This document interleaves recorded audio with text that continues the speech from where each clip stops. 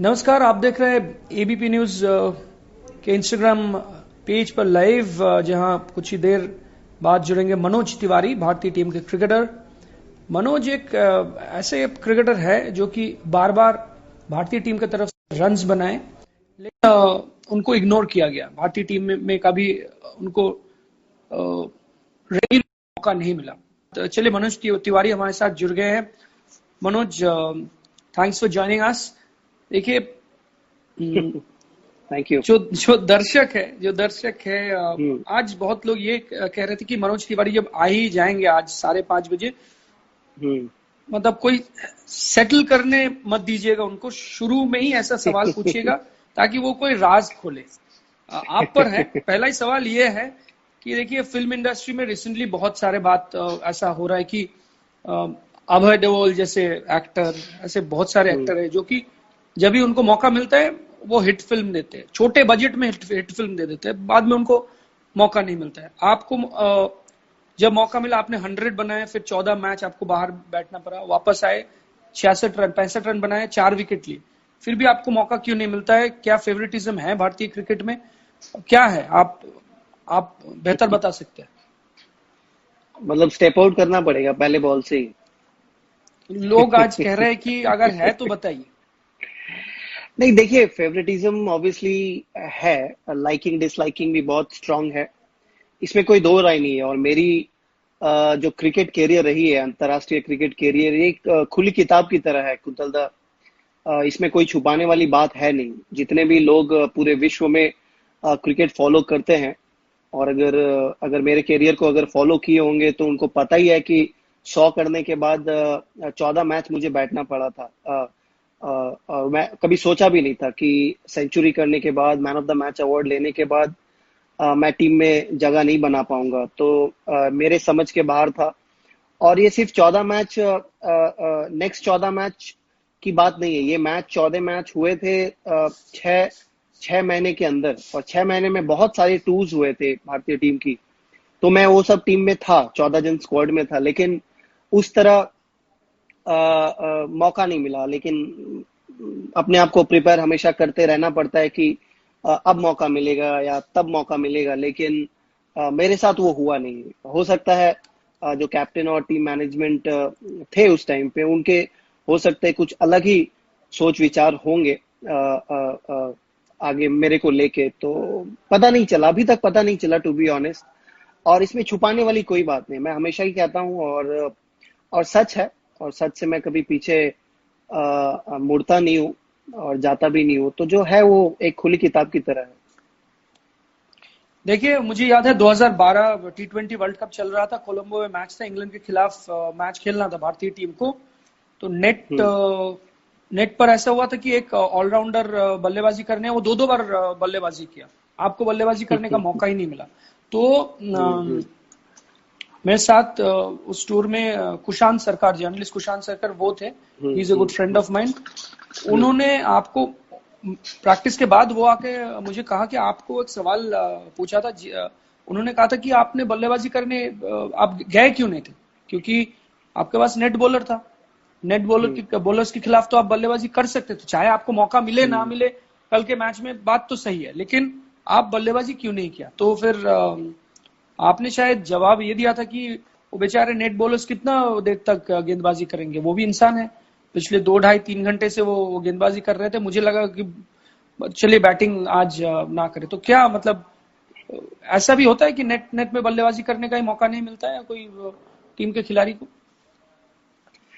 हाँ, ऐसा हुआ है मेरे साथ, बहुत बार हुआ है। और इसमें थोड़ी बहुत समझ में आती है कि क्यों इस तरह का सिचुएशन होता है। क्योंकि अगर टीम मैनेजमेंट सोच रहा है कि अगर ये बंदे को अगर नहीं खिलाना है, तो जो प्लेइंग 11 होते हैं तो उनको पहला प्रेफरेंस दिया जाता है। तो मैक्सिमम टाइम नेट्स में उन लोगों को यूटिलाइज करने दिया जाता है, ताकि वो लोग एक बेटर रिदम में आए और एक अच्छा सा नॉक ले मैच के पहले। लेकिन इसके साथ साथ ये भी होता है, जो रिजर्व्स में है उनको बहुत समय बैटिंग करने का मौका मिलता नहीं, और मिलता भी है तो वो बहुत लास्ट में मिलता है। और अभी तो ये कल्चर आया हुआ है, बहुत सारे सपोर्ट स्टाफ जाते हैं, सो दैट कि जो रिजर्व्स हैं वो बात प्रैक्टिस के बाद भी वहां स्टे कर सके, और जो साइड आर्म की अभी जो नई रीति चली हुई है, साइड आर्म से बहुत लोग प्रैक्टिस करते हैं, तो उसमें ज्यादा थकावट नहीं होती है प्लेयर्स मतलब सपोर्ट स्टाफ के, तो वहां पे बॉलर्स भी जरूरत नहीं पड़ते। लेकिन उस टाइम पे जब मैं सेंचुरी करने के बाद जब नहीं खेल रहा था, तब ऑब्वियसली बहुत सारे प्लेयर्स थे, स्पेशली बच्चे लड़के लोग आते थे प्रैक्टिस नेट्स में बॉल डालने के लिए, और कितने मतलब देर तक डालेंगे, वो लोग भी थक जाते थे। तो एक इंसानियत के नाम पे कभी कभी सोचता था कि इससे अच्छा नहीं करूं, क्योंकि वो जब थक जाते हैं तो वैसे भी एफर्ट नहीं डाल पाते हैं और क्वालिटी प्रैक्टिस होती नहीं है, तो उसी के कारण कभी कभी मैं मना कर देता था कि नहीं करना, ठीक है तुम लोग रेस्ट लो, बेटर होगा, मैं मेंटली प्रिपेयर कर लूंगा रादर देन स्किल सेट पे उस तरह प्रैक्टिस, मतलब जोर जबरदस्ती की प्रैक्टिस नहीं करनी थी मुझे। बट ऐसा ही है, और over a period of time ऐसा होते आया है। लेकिन अभी जब हम भारतीय टीम को देखते हैं या कोई और भी विदेशी टीम को देखेंगे, तो बहुत सारे स्टाफ्स रहते हैं, जितने प्लेयर्स नहीं होते उतने इक्वल स्टाफ्स रहते हैं, और स्टाफ्स इसीलिए अभी इंक्लूड किया गया है ताकि जो भी रिजर्व वाले प्लेयर्स हैं उनको थोड़ी मदद मिल सके अगर वो लोग नहीं खेल रहे हैं तो। चलिए, मैं एक राज खोल रहा हूँ 8 साल के बाद। मैं इससे पहले किसी को भी नहीं बताया था। 2012 में मैंने देखा था कि शाम होने वाला था, तो कोलंबो के ताज समुंदर जो होटल, उसके सामने समंदर है, समुद्र किनारे आप अकेले पैदल चल रहे थे। आप आपके आंखों में मैंने आंसू देखा। आप रन्स बना रहे थे, आपको एक भी मैच में मौका नहीं मिल रहा था प्रैक्टिस करने का भी। जैसे कि सब जानते हैं, उस सीरीज में ज्यादा प्रैक्टिस करने का भी आपको मौका नहीं दिया गया था। तो कोई कोई खिलाड़ियों को ज्यादा मौका मिलता है, किसी किसी को कुछ भी मौका में नहीं मिलता है। किसी का एवरेज 52 का एवरेज है, आपका जैसा एवरेज मतलब एक सीजन भी ऐसा नहीं गया कि बहुत खराब एवरेज रहा है, लेकिन मौका नहीं मिला। किसी को 10-15 मैच सेटल करने का मौका मिलता है, किसी को मौका ही नहीं मिलता। तो क्या है, आपको कितना खराब लगता है? क्या लगता है आपको आपको लगता है कि कभी कभी कि आप जैसे कि बॉलीवुड में बहुत सारे लोग कहते हैं कि नहीं, मुझे शायद लगता है मैं ये इंडस्ट्री में बिलोंग ही नहीं करता हूँ। क्या आपको शायद ऐसा लगा कभी है, ऐसा लगता है? देखिए बहुत बार लगा है ऐसा, स्पेशली जब सेंचुरी बनाने के बाद हमारा ऑस्ट्रेलिया का दौरा था, और मुझे याद है कि मिडिल ऑर्डर्स में जो प्लेयर्स खेल रहे थे उस समय किसी के भी रन नहीं लग रहे थे, और मुझे ऐसा लग रहा था कि अब जब प्लेयर्स के रन नहीं लग रहे तो मेरा शायद मौका बन सकता है। लेकिन उसके बाद भी जब मौका नहीं बना था, तो मैं उस समय यही सोच लिया था कि अब मैं इंडिया जाते ही मैं अंतर्राष्ट्रीय क्रिकेट से रिटायरमेंट अनाउंस कर दूंगा। हालांकि डोमेस्टिक खेलूंगा, लेकिन अंतर्राष्ट्रीय से मैं रिटायरमेंट लूंगा।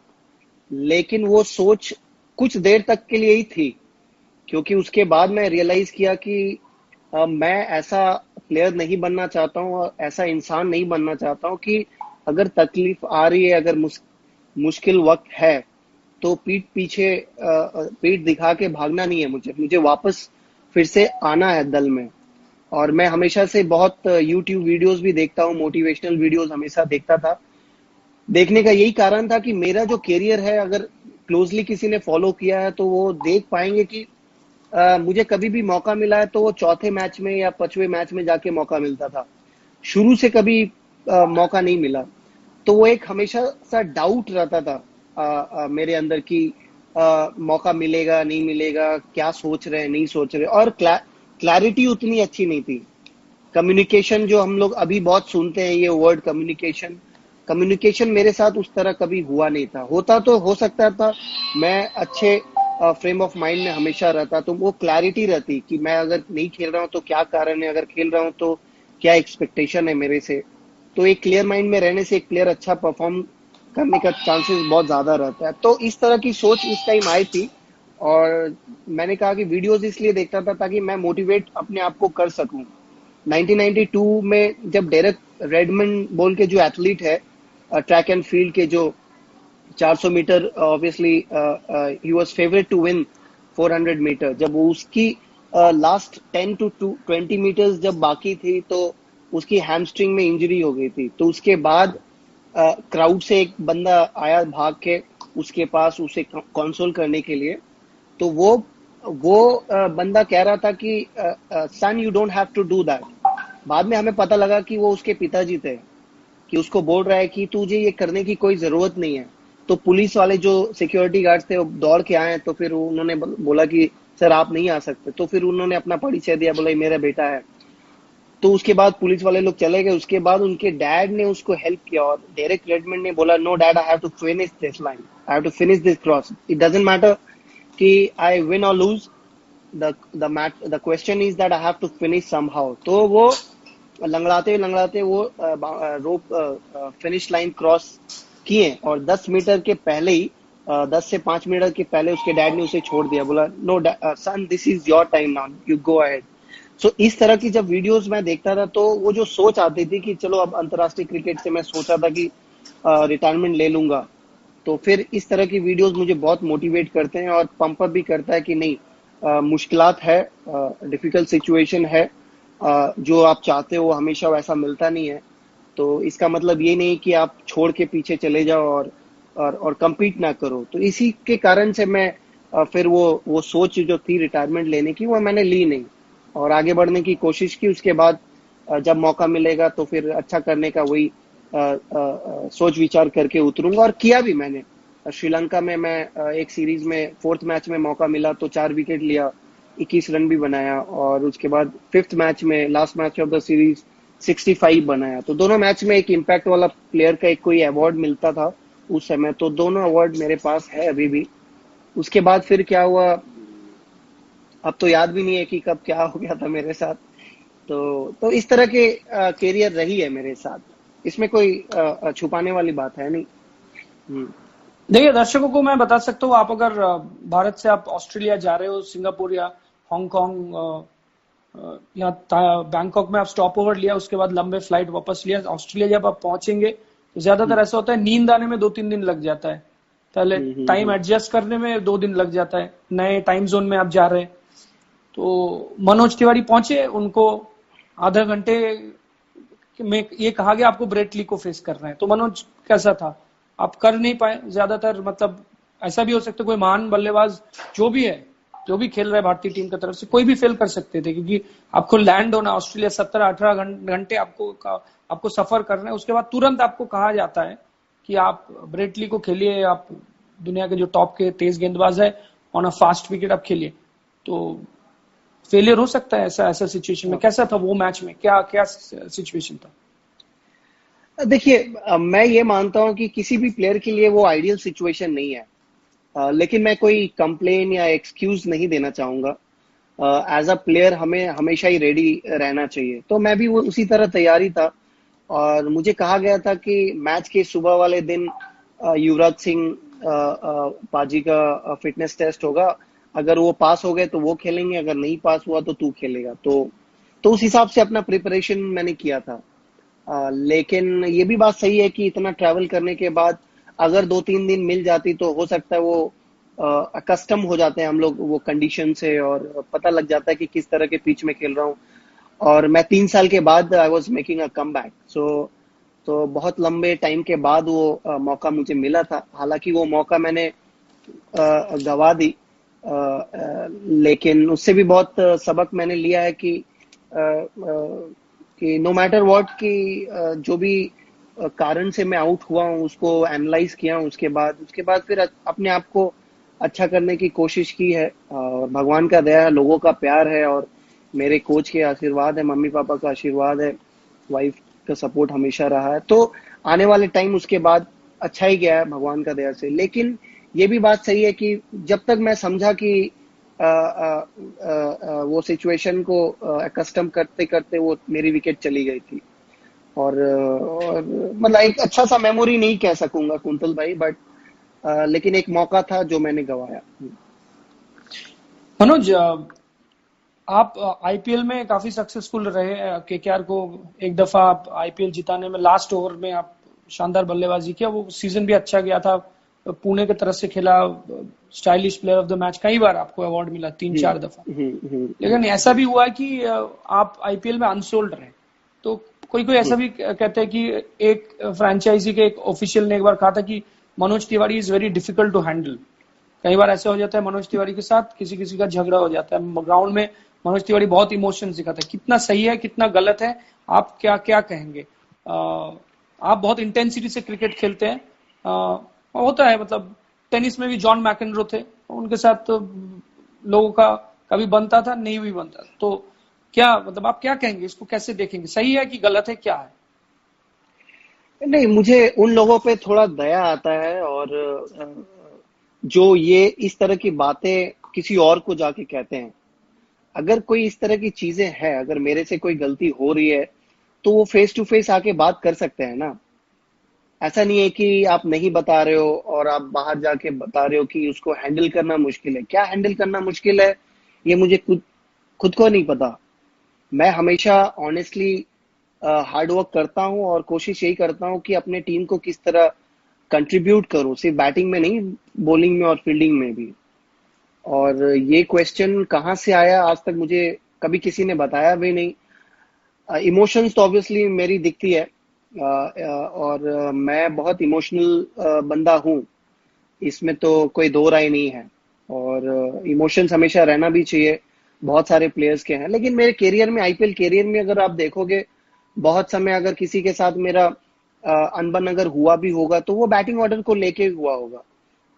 क्योंकि ऐसा बहुत बार हुआ है मेरे साथ कि मैं जब अच्छा खेल रहा हूँ, तो अचानक से मेरी बैटिंग ऑर्डर नीचे चली जाती है। तो कभी कभी ऑब्वियसली होता है कि वो आपको खराब लगता है, आपको फ्रस्ट्रेशन आता है। फ्रस्ट्रेशन तभी आता है जब आपको बताया नहीं जाता है। अगर आपको पता है कि आप इस नंबर पे जा रहे हो, अगर सिचुएशन ऐसा हो तो इस नंबर पे भेज सकते हैं, अगर थोड़ा बहुत आगे से पहले पता रहता है, तो फिर क्या है कि उस हिसाब से आप प्रिपेयर रहते हो। अब अचानक से बोला जाएगा कि आप पीछे आ जाओ, जब आपकी सीजन बहुत अच्छा चल रहा है, विदाउट एनी प्रॉपर कम्युनिकेशन, तो खराब लगता है। अब उसमें अगर थोड़ी बहुत अगर गुस्सा मैंने कभी दिखा भी दी होगी, तो उसको लेके अगर इशू क्रिएट करके उसका बड़ा माहौल बना के सब जगह अगर ऐसे स्प्रेड कर दे, तो फिर कुछ कहने को नहीं है। अब इसमें मैं क्या कह सकता हूँ। मैं कहीं यही आशा कर सकता हूँ कि जिसने भी आपको बोला है और बाकी लोगों को बोल रहा है, वो अगर मेरे साथ आके फेस टू फेस बताता। अगर एक टीम बनानी है, तो टीम में सबको लेके चलना बहुत जरूरी है ना। तो कम्युनिकेशन बहुत जरूरी है। अगर कोई एक टीम, हम लोग हमेशा ये सुनते हैं कि टीम एक फैमिली की तरह होती है ना। फैमिली की तरह अगर होती है, तो फैमिली में सबको लेके चलना बहुत जरूरी है। और अगर फैमिली का वो यूनिटी रहना जरूरी है, तो कम्युनिकेशन भी जरूरी है। तो अगर आप कम्युनिकेट ही नहीं करोगे, तो फिर आप क्या एक्सपेक्ट करते हो प्लेयर से। तो इसके अलावा और क्या कह सकता हूँ मैं। मनोज, आपको लगता है कि अगर सौरव गांगुली, आप अगर जब 25 साल के थे, आप जब 25 साल के थे, तब अगर सौरव गांगुली बोर्ड के अध्यक्ष होते, प्रेसिडेंट होते, तब ऐसा नहीं होता था? अगर तब माहौल अलग था, आपके साथ शायद ऐसा नहीं देखिए, होता था तब। ये बोलना मेरे लिए बहुत डिफिकल्ट है कि क्या होता उस टाइम।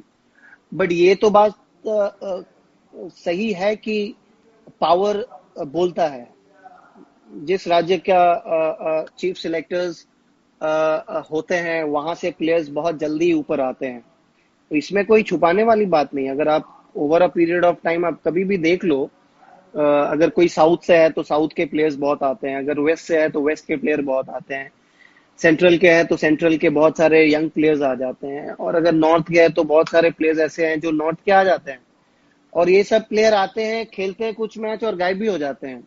और कुछ को ज्यादा मौका मिल गया तो अपने आप को एस्टेब्लिश भी कर लेते हैं। लेकिन हमारे ईस्ट में ऑब्वियसली ऐसा है कि प्रतिभा है, बट जितना मौका अगर आप कंपेयर करोगे, अगर आप देखोगे बाकियों को मिलता है, अगर हमारे ईस्ट के प्लेयर्स को भी अगर मिलता, तो मेरे ख्याल से वो जो फेयरनेस वाली बात है, तो वो उस पे भरोसा कर सकते थे। लेकिन ये भी सच है कि और ज्यादा मौका मिलना चाहिए था। सिर्फ मैं अपने लिए नहीं कह रहा हूँ, बहुत सारे ऐसे प्लेयर्स हैं, जैसे शाहबाज नदीम है। अगर इस जोन की बात करूं, तो शाहबाज नदीम कितने साल के बाद उसको टेस्ट क्रिकेट का मौका मिला। हालांकि वो कितने साल परफॉर्म कंसिस्टेंटली किया है। फिर सौरभ तिवारी ऑब्वियसली एक एग्जांपल है। देन एस पॉल है हमारे टाइम में, रोनोदेव बोस है। इंडिया ए के मैच में टेस्ट सीरीज इन इंग्लैंड वो 5 विकेट लिया था। उसके बाद भी मौका मिला नहीं, जहां तक उसको मिलने का मौका था। तो बहुत सारे ऐसे एग्जाम्पल्स हैं। अगर मैं बोलूं तो बहुत लोग नाराज भी होंगे, और नाराज होने से अब क्या है कि हमारे देश में क्या है कि पावर का मिसयूज बहुत लोग करते हैं, और इसी के वजह से बहुत लोग, बहुत सारे प्लेयर्स ऐसे हैं जिसके साथ नाइंसाफी हुई है, कभी खुल के आके बोलना नहीं चाहते, क्योंकि उनको उनको पता है कहीं ना कहीं वो पावर से इन्फ्लुएंस्ड, मतलब वो पावर वो बंदा यूज करके उसको आने वाले टाइम में बहुत जगह से भी हटा सकता है। तो ये सब चीजें होती रहती है, और यही सैड पार्ट है, दुख वाली चीजें हैं। लेकिन क्या करे, अगर बंदा करे तो क्या करे, इक्वल अपॉर्चुनिटी तो मेरा मानना है कि मिलना ही चाहिए, है ना। देखिए, मैं फॉर एग्जाम्पल किसी के अगेंस्ट नहीं बोलना चाहता हूँ, फॉर एग्जाम्पल मैं जो पॉइंट बता रहा था मैं उसके बारे में थोड़ा एग्जाम्पल दे सकूं।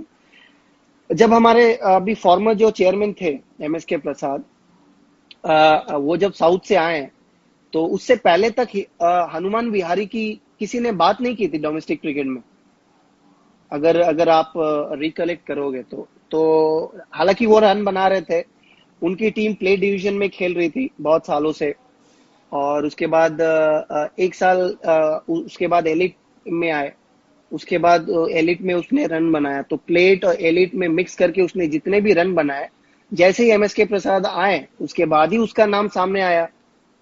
अगर वो सही में इतना टैलेंटेड और सभी के नजर में था, तो MSK प्रसाद के आने से पहले क्यों नहीं आया वो। मैं सिर्फ एक छोटा सा एग्जांपल दे रहा हूँ, तो ऐसे सिर्फ साउथ से नहीं, वेस्ट में भी होते हैं। जब वेस्ट के पावर थे तो वसीम भाई खेले जा रहे थे, जाफर भाई, और बहुत सारे प्लेयर्स को और भी मौका मिलता था। तो नॉर्थ के भी है, देखो नॉर्थ के भी बहुत सारे, लाइक गुरकीरत सिंह है, फिर उसके बाद ऋषि धवन है। मैं किसी प्लेयर के अगेंस्ट नहीं बोल रहा, सभी प्लेयर्स प्रतिभाशाली हैं, लेकिन मौका जितना मिलना चाहिए सभी को इक्वली, उस हिसाब से मिला नहीं कभी।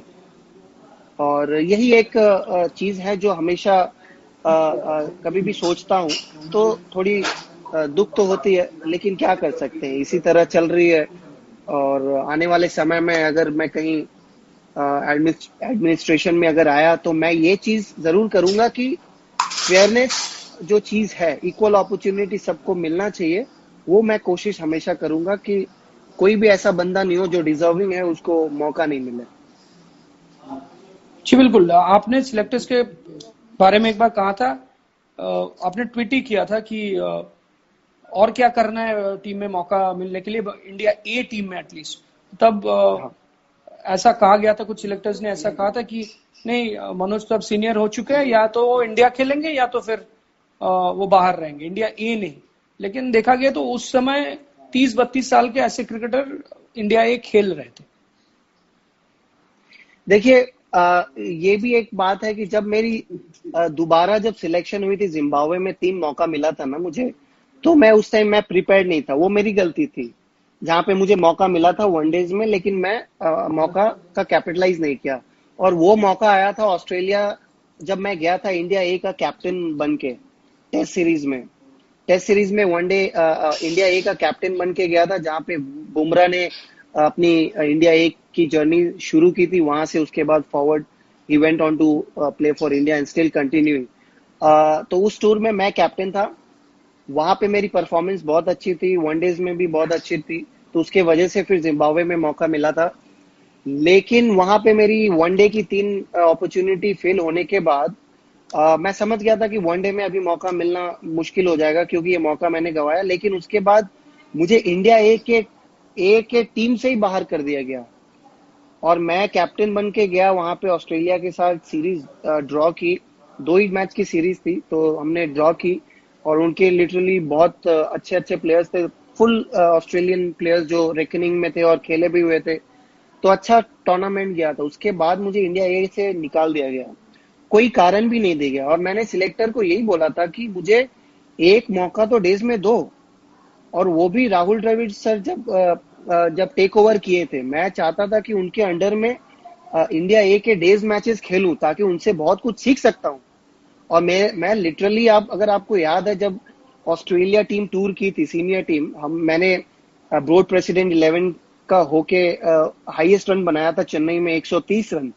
ऑस्ट्रेलियन टीम के प्लेयर्स थे Mitchell Starc, Nathan Lyon, Peter Seidel, Shane Watson, सभी खेल रहे थे एस्टन एगर, तो उनके विरुद्ध 130 बनाया था, गौतम भाई ने बनाया था 115।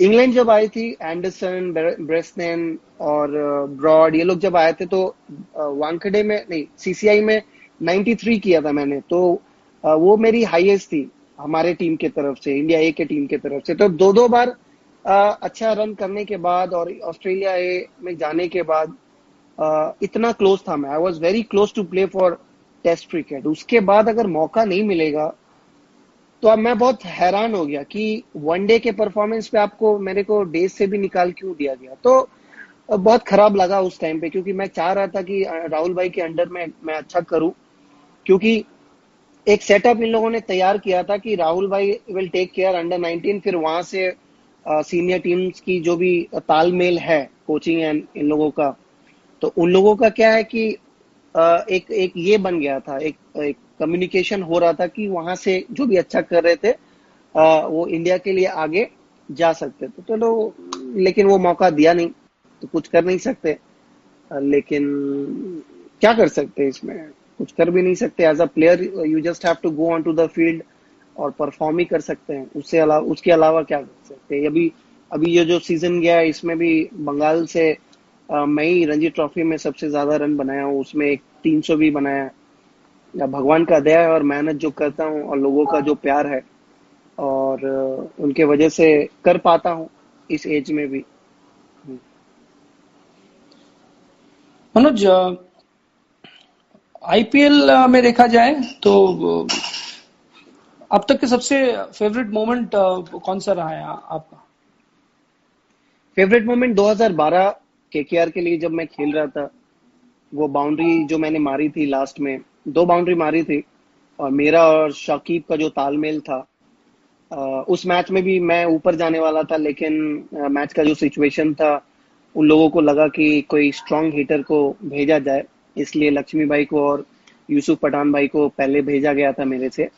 तो मेरी बैटिंग ऑर्डर पीछे आ गई थी। वो कहावत है ना, जाके राके साइयां मार सके ना कोई, तो भगवान मेरे लिए वो मौका शायद रखे थे, इसलिए I was able to hit those 2 boundaries. और that is one of the memories which still lives in my heart. और मैंने देश के लिए 100 बनाया है, लेकिन केकेआर के लिए भी वो इनिंग्स खेला है और एक दो साल बहुत अच्छा खेला है। तो उसके वजह से लोग कलकत्ता में और कहीं पे भी मिलते हैं तो ज्यादातर आईपीएल के परफॉर्मेंस से आपको रिकॉग्नाइज करते हैं। तो वो परफॉर्मेंस लोगों के दिलों में और जहन में अभी भी है, मेरे भी है। तो that is one of my favourite moment. Manoj, क्या आपको लगता है कि आगे एक ऐसा, जैसे ऐसा तो कोई रूल नहीं बन सकता है, लेकिन फिर ऐसा सोचना चाहिए सिलेक्टर्स को कि आपको कोई भी खिलाड़ी को टीम से निकालने से पहले एटलीस्ट उन्हें 4-5-6 मैच मौका देना चाहिए, या फिर कोई जब एक सेंचुरी बना रहे उसके बेसिस पर उनको एटलीस्ट 4-5 मैच मौका देना चाहिए। देखिए करुण नायर के साथ भी हुआ है ऐसा, 300 बनाए उन्होंने, कभी उसके बाद आप देखिए कि सेटल नहीं थे, वो 300 बनाने के बाद ड्रॉप हुआ। अलग बात था कि he was playing in place of somebody else, वो फिट हो गए, वो वापस टीम में आ गए। लेकिन कुछ भी हो, 300 रन बनाने के बाद आप कैसे टीम के बाहर हो सकते हैं? नहीं देखिए, बाद में उन्हें मौका मिला। नहीं, एक सोचने वाली बात तो है ही। देखिए, कम्युनिकेशन एक ऐसी चीज है जो अगर आप प्लेयर्स के साथ नहीं करोगे तो दिक्कतें आएंगी। Players will obviously raise questions, Kuntal da. और हमने ये देखा है लास्ट 1.5 ईयर्स में, बहुत सारे करंट इंडियन प्लेयर्स जो ड्रॉप्ड हुए हैं, वो लोग सब they have come out in the open and mentioned कि there was no communication at all. अगर आप मुरली विजय की अगर आप बात बोलोगे, तो श्रेयस अय्यर की अगर बात बोलोगे, then Karun Nair for that for example. So बहुत सारे ऐसे प्लेयर्स हैं, तो ऑब्वियसली कम्युनिकेशन हो नहीं रही थी उस हिसाब से।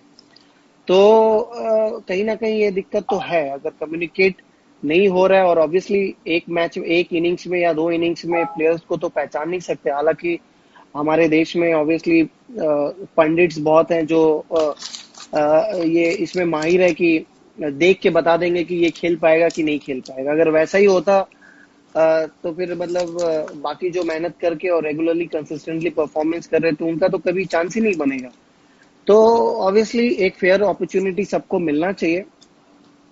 लेकिन अब ये कैसे होगा नहीं होगा मुझे नहीं पता। लेकिन एक चीज मैं आने वाले टाइम में जरूर देखना चाहूंगा कि ये जो टीम सिलेक्शंस होती हैं, ये जो टीम सिलेक्शंस होती है, ये टीम सिलेक्शंस लाइव होनी चाहिए। आने वाले टाइम में मैं ये देखना चाहूंगा कि टीम सिलेक्शन जो होती है वो लाइव सेशन होना चाहिए, ताकि जितने भी लोग देख रहे हैं उन्हें पता लगे कि कौन क्या बोल रहा है, कौन किसके लिए बात कर रहा है, कितना फेयरनेस है। मैं ये नहीं कह रहा हूं कि बीसीसीआई फेयरनेस नहीं है, मैं ये इसलिए कह रहा हूं क्योंकि बहुत सारे सिलेक्टर्स जो होते हैं वो हमेशा जब हमसे मुलाकात होती है, जब सिलेक्शन के बाद अगर नहीं लिया जाता है तो उनसे जब आप पूछने जाते हो तो वो अपने दूसरे पार्टनर के नाम ले लेते हैं। बोलता है कि वो आपका तो नाम ही नहीं उठाया था वहां एसोसिएशन मतलब मीटिंग में। जब उससे मुलाकात होती है तो वो कहता है कि यार तेरा वो एसोसिएशन का बंदा, उसने नाम नहीं लिया, अगर वो नाम नहीं उठाएगा तो मैं तेरा नाम कैसे ले सकता हूँ। तो ये चीज जो एक दूसरे के साथ ये लोग खेलते रहते हैं, पता नहीं ये क्या है, आपस में तालमेल बैठा के हो सकता है ये प्लेयर्स को देने का एक रीजन बन चुका है। लेकिन ये चीज क्लियर होने के लिए बहुत जरूरी है आने वाले टाइम में ये लाइव हो।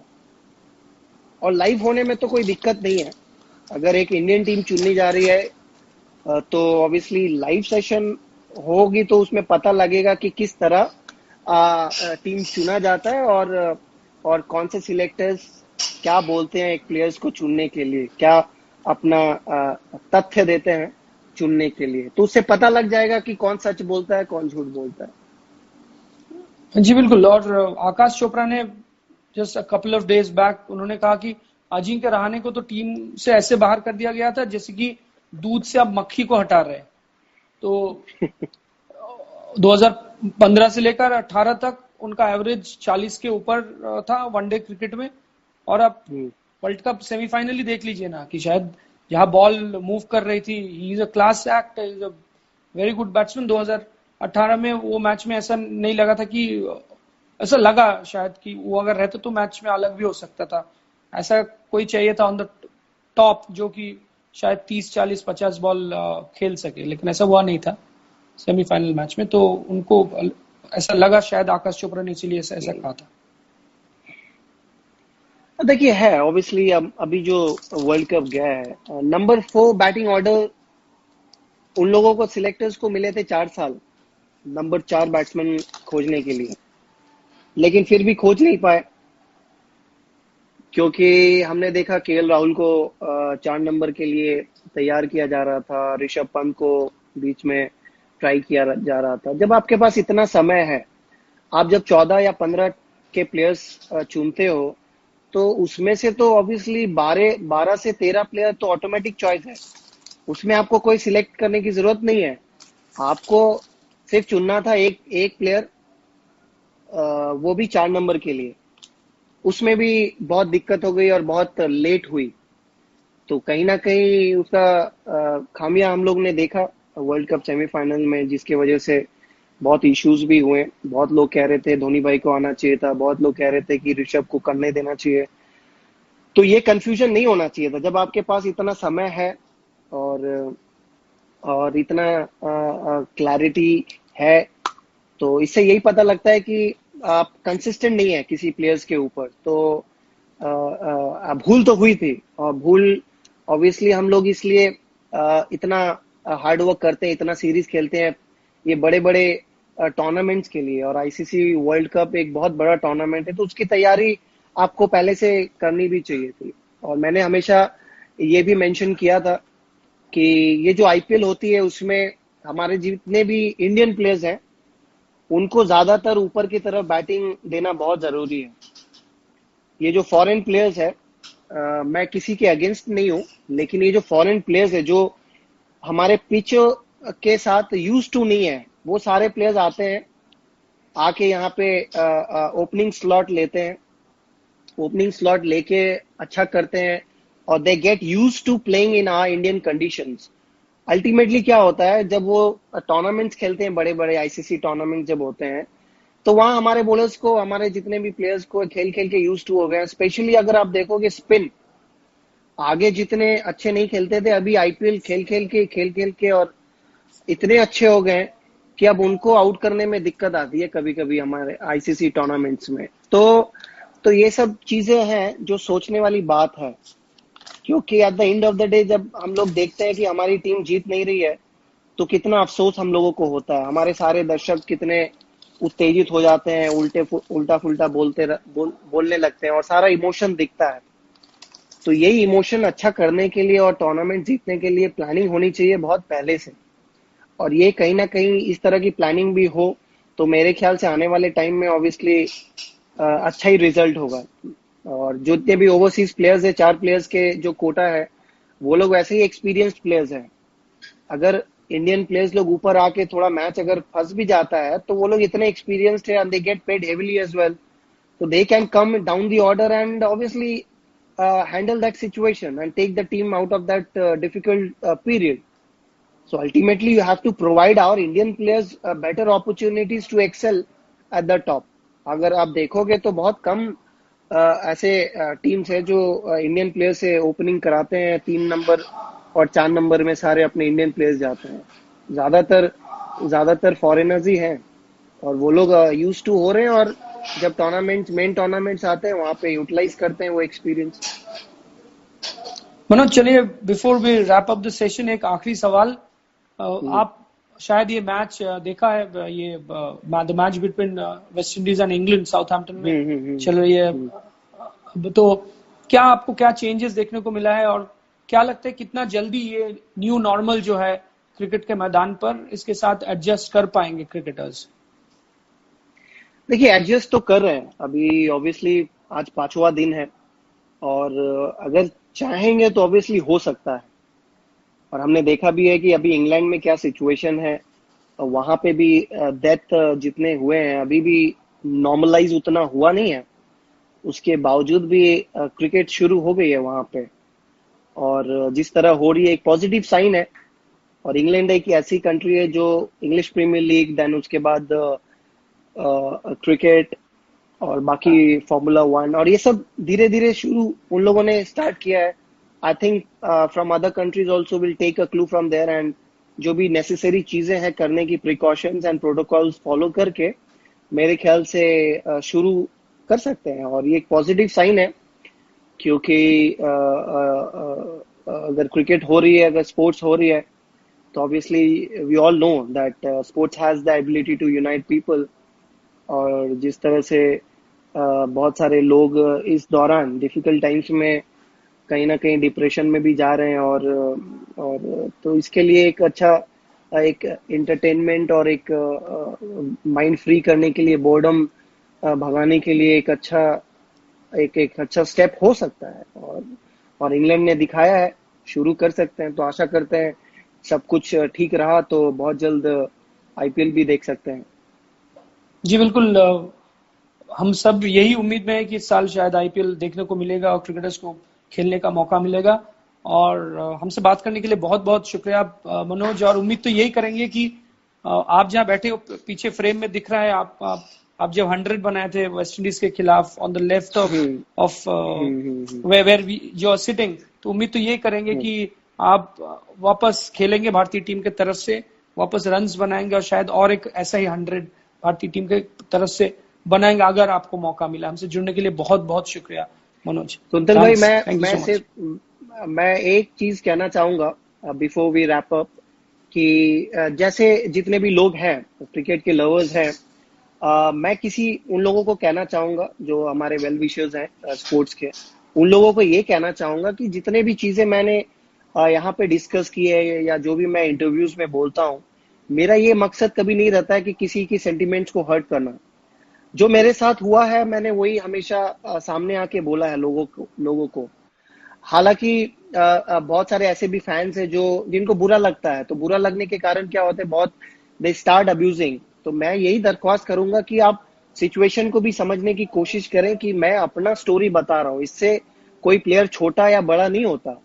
मैं जिस स्थिति में था, मैं अपना हमेशा वही कोशिश किया हूँ कि सामने लाने का। और एक बेहतर एवरीवन एक has his own opportunity। Story, बिल्कुल। या सो मेरा यही दरख्वास्त है कि आप लोग सभी अपने अपने जीवन में स्वस्थ रहें, खुश रहें, और जिस तरह क्रिकेट को सपोर्ट करें, आपके जो फैंस हैं, आपके मतलब आपके जो आइडल्स हैं, आप जिसको मानते हैं उनको मानते रहिए। और आने वाले टाइम में बस यही दुआ करूंगा कि आप लोग सबको ही ये जो डिफिकल्ट परिस्थिति जो जा रही है उसमें आप जो गवर्नमेंट की गाइडलाइंस है, मेडिकल प्रोटोकॉल्स है, सब फॉलो करें, क्योंकि स्वस्थ बहुत जरूरी है। अगर स्वस्थ रहा तो सब कुछ ठीक रहा, जान बचे तो लाखों पाए वाली जो कहावत है। तो आप लोग सभी खुश रहें, और बहुत बहुत धन्यवाद कुंतल भाई, आपका और एबीपी न्यूज का, कि ये आज एक मौका मुझे आपने दिया आप लोगों से इंटरेक्ट करने का, और मेरा इंटरेक्शन बहुत सारे लोगों के साथ हुआ जो लोग जुड़े। बहुत बहुत धन्यवाद, भगवान आपको भी भला रखे। Thanks for joining us Manoj, thank you so much, thank you. ABP news आपको रखे आगे।